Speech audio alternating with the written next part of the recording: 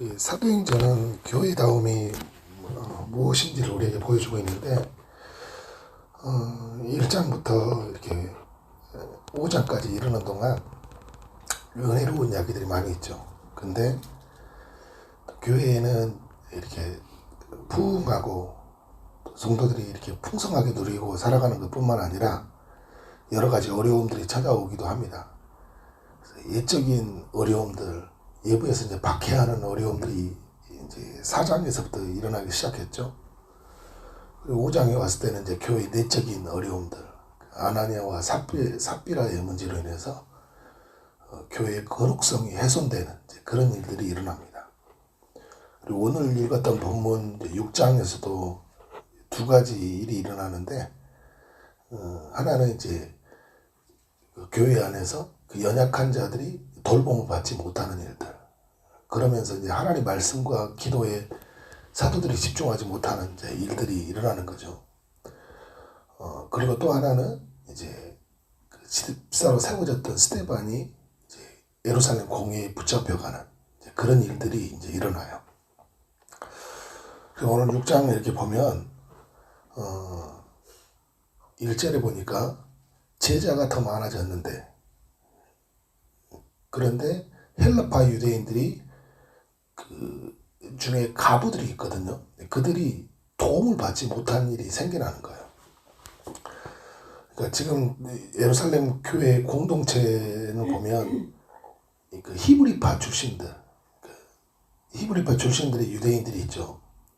그리고 이제 흩어져서 디아스포라로 살아가던 헬라파 유대인들, 이들이 이제 예수 믿고 이 땅에 지금 거주하고 있는 상황이에요.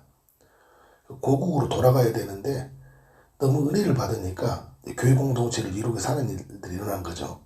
그 중에는 가부들이 있었어요. 그 가부들에게 필요한 것들이 전달이 돼야 되는데 그 필요한 것들이 전달되지 못하는 거예요. 그러니까 이제 헬라파 사람들이 원망이 되는 거죠. 히브리파 사람들은 자기 고향 근처로 있으니까 별 어려움이 없을 거라고 느껴졌던 것 같아요. 근데 이제 외부에서 온 사람들은 되게 힘들잖아요. 우리 이제 지금 교회로 본다면 흔히 그런 이야기를 해요. 먼저 있었던 사람들이 히브리파 유대인들이라고 하고, 나중에 교회에 등록한 사람들은 헬라파 유대인들이라고 하거든요. 근데 먼저 온 사람들은 자기가 어떻게 여기 교회 생활할지 다 알잖아요. 나중에 온 사람들은 힘들어요. 모든 게 힘들거든요. 그런데 그 사람들을 위한 배려가 안 돼 있는 거죠. 교회 안에서 그 연약한 자를 향한 배려가 안 돼 있다. 그러니까 사람들이 이제 원망이 나오는 거잖아요. 그래서 우리는 항상 이 연약한 자, 어떤 교회 사역을 할 때 누가 이 일에 소외될까? 그걸 잘 살펴야 돼요. 어떤 사람은 은혜를 누리지만 또 반대급부로 어떤 사람은 은혜를 못 누리는 사람들이 있으니까 그런 사람들 잘 살펴야 되겠죠. 더 중요한 건 뭐냐면, 이제 문제가 일어났을 때 문제를 해결해 가는 과정은 너무 중요한 것 같아요. 교회는 항상 문제가 일어나거든요. 연약한 인간들이 모여있기 때문에. 그런데 그 문제를 해결해 갈 때 제된 방식으로 해결해 갈 수가 있어요. 나에게 이익이 되는 방식으로. 그런데 중요한 건 뭐냐면, 모든 것은 은혜로 해결해 나가야 되잖아요. 교회는 어떤 일이 있더라도 분열되어서는 안 되는 거예요. 헬라파 유대인, 히브리파 유대인들로 나눠져서는 안 되는 거죠. 여러분, 어떻게 교회가 세워졌어요? 나눠져 있는 것을 하나로 연결하시기 위해서 예수님이 십자가에 죽으셨잖아요. 십자가로 다 허물어 버리는데 인간들이 나의 기호에 따라, 나의 필요를 따라 그렇게 나눠버리면 안 되는 거잖아요. 그리고 중요한 것도 뭐냐, 이런 일이 생기면서 그 초대교회 안에서 이 사도들이 말씀과 기도에 집중을 할 수 없는 상황이 생긴 거예요. 그러니까 구제할 사람들이 많다 보니까 지금 그 12사도가 무슨 일을 하고 있습니까? 그 사람들을 돕는 일을 하고 있는 거예요. 접대를 입살다, 이 단어는 상을 펴다, 상을 펼치다 이런 단어거든요. 그러니까 이제 상을 펼쳐서 구제하는 사람들 이렇게 부스를 층같이 말하는 설치해가지고 접수받고 도와주고 막 이런 일을 할 거 아니에요. 근데 지금 사도들은 뭘 해야 되냐면 지금 초대교회 안에 엄청난 부흥의 역사가 일어났잖아요. 말씀을 가르쳐야 되거든요. 그리고 하나님 옆에 기도해야 돼요. 그리고 지금 이 사장에서부터 어떤 일이 났다고 했나요? 지금 외부에 핍박이 있는 상황이거든요. 내부의 거룩성이 훼손된 상황이에요. 그럼 이 사도들이 이런 상황을 어떻게 해결해 가야 될지 더 기도하고 하나님 뜻을 잘 발견해서 성도들을 가르쳐야 되잖아요. 사도행전 어제도 제가 말씀을 나눴는데 사람들이 은혜를 받아야지요. 은혜를 받아야지 서로의 돌봄이 있고 그 다음에 복음을 위한 사역이 있어요. 사도행전 4장 33절에도 사도들이 부활을 증거하니까 무리들이 큰 은혜를 받아서 필요를 따라 도와줬다고 하잖아요. 그런데 사도들이 지금 구제하는 일들을 하고 하니까 이 말씀과 기도에 집중이 안 되잖아요. 이런 일들이 교회 가운데 많이 일어날 수 있습니다. 저희들도 많이 일어나요. 많이 일어납니다. 목사와 말씀 전하는 이렇게 하는 사람들이 막 할 일이 많아요. 이것저것. 저를 봐도 그래요. 이것저것 막 이것도 해야 되고 저것도 할 일이 있어요. 근데 제가 본연의 여기서 초리동산교회 담임 목사로서 제가 해야 될 일은 말씀과 기도에 여기에 집중하는 일이에요. 근데 이제 다른 성도들이 목회자가 이 일에 집중할 수 있도록 도와주는 거예요. 같이. 그건 저를 살려주는 거고 우리 모두를 살려주는 거거든요. 그래서 저도 오늘 어떻게 하든지 간에 이제 우리 장로님이 도와주셨잖아요. 그죠? 저는 말씀을 또 여러분들에게 전해줘야 돼요.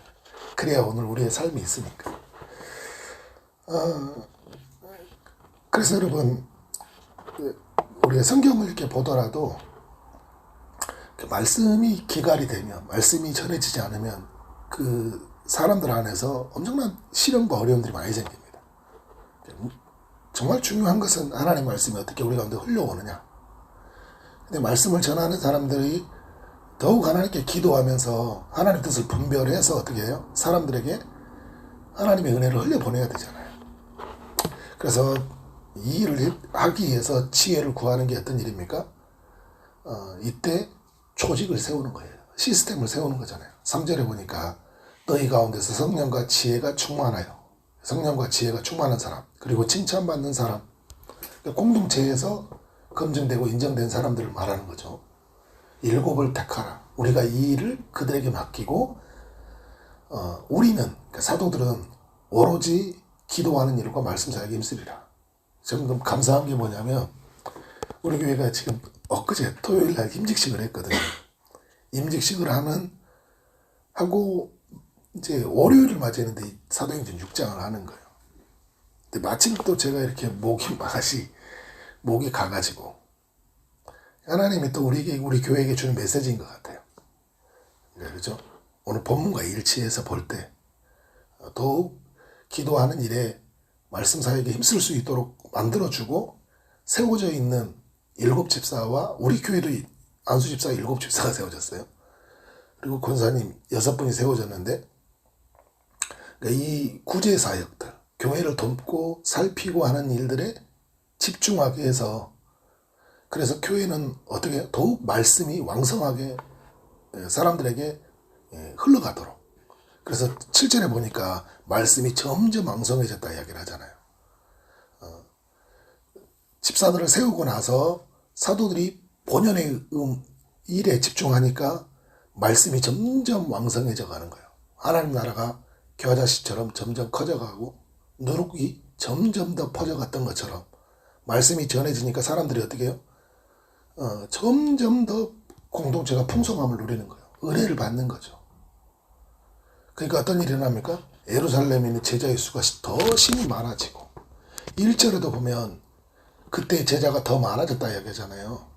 그러니까 4장과 5장에 보면 예적인 문제와 내적인 문제가 일어났는데 그거를 은혜의 방식으로 풀어가니까 제자는 더 많아졌어요.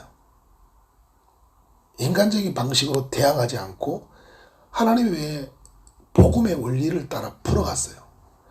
예부의 핍박이 있으니까 기도했고, 거룩성 훼손의 문제가 있으니까 그것을 안고 사는 것이 아니라 강하게 거부했어요. 그러니까 하나님이 그 공동체 가운데 풍성한 은혜를 주신 거죠. 근데 오늘 7장도 보니까 어떻게 해요? 오늘 은혜롭게 모든 것을 말씀과 기도에 집중하게 만들어주는 본질에 집중하니까 제자의 수가 더 심히 많아졌다. 근데 중요한 단어가 또 하나가 있죠. 제자의 수가 많아졌다. 하나님을 위해서 살고자 하는, 예수를 위해서 내가 살고자 하는 그런 사람들, 예수의 제자들을 말하는 거죠. 그 제자애들이 많아졌다. 그리고 허다한 제사장의 무리도 이 도에 복종하니라. 믿지 않는 자들이죠. 제사장으로 살아가는 사람들이, 그들이 어떻게 해요? 하나님의 말씀이 이 제자들을 통해 흘러가니까 이 제사장들은 여러분 종교 전문가들이잖아요. 유대교들. 이들이 어떻게 돼요? 하나님 말씀에 복종하는 일이 일어나는 거예요. 하나님의 공동체에 들어오는 일들이 일어나는 거죠. 그래서 여러분 8절 이하에 이제 이 일곱 집사의 그 삶이 이루어지는데, 보면 여러분 이 일곱 집사 중에 스데반이 어떻게 합니까? 은혜와 권능이 충만하여 세상의 한복판에 가서 복음을 전하는 사람으로 나아가는 모습을 볼 수 있어요. 그러니까 사도들이 말씀과 기도에 전무하니까 그 말씀 속에서 세워져 있는 일꾼들이 가장 또 은혜를 받는 거예요. 여러분, 이 사람들이 일곱 집사가 일하는 사람들이 아니라 가장 먼저 은혜 받는 사람들인 거죠. 그리고 가장 먼저 말씀을 흘려보내는 사람인 거예요. 그래서 잘못 생각하면, 사도행전 하다가 잘못 묵상하면, 이제 교회 내가 일 열심히 해가지고 우리 식으로 적용한다면 목사님 사역 말씀과 기도에 전무하게 해줘야겠다. 내가 잡무는 내가 하겠다. 이런 개만한 거는 아주 소극적인 적용이에요. 적극적인 적용이 뭐냐면, 내가 이제 일꾼으로 부름 받았으니까 내가 누구보다 말씀에 내가 은혜를 받고 이 말씀을 가지고 믿지 않는 우리의 가족들을 깨우고 주변의 이웃들을 깨우는 삶으로 나가야겠다. 누구와 같이요? 스데반과 같이. 죽으면 죽으리라는 마음으로 이 세상 가운데 나가겠다. 그때 여러분 어떤 일이 일어나는 거예요? 스데반이 지혜와 성령으로 말함을 그들이 능히 당하지 못한다고 하잖아요. 본 만큼 하는 것 같아요. 배운 만큼. 그죠? 사도들이 이랬잖아요. 1장부터 5장까지는 사도들 중심으로 이루어지는 사역이었어요. 복음 전파 사역.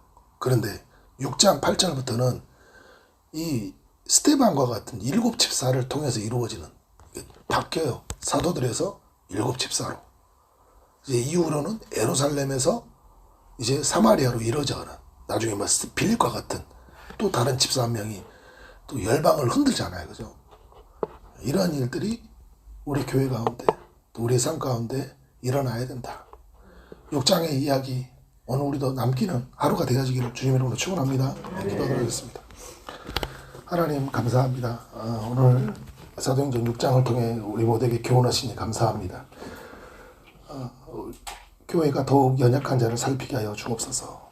어떤 일이 있더라도 나눠지지 않게 하여 주시고, 우리가 본질에 집중하게 하되 특별히 말씀과 기도로 나아가게 하시고, 그래서 우리의 교회 안에 제자의 수가 많아지게 하시고, 또 우리 주변에 허다한 사람들이 이 하나님의 도에 복종하는 일들이, 그렇게 복음의 열매들이 풍성하게 젖지도록 인도하여 주옵소서.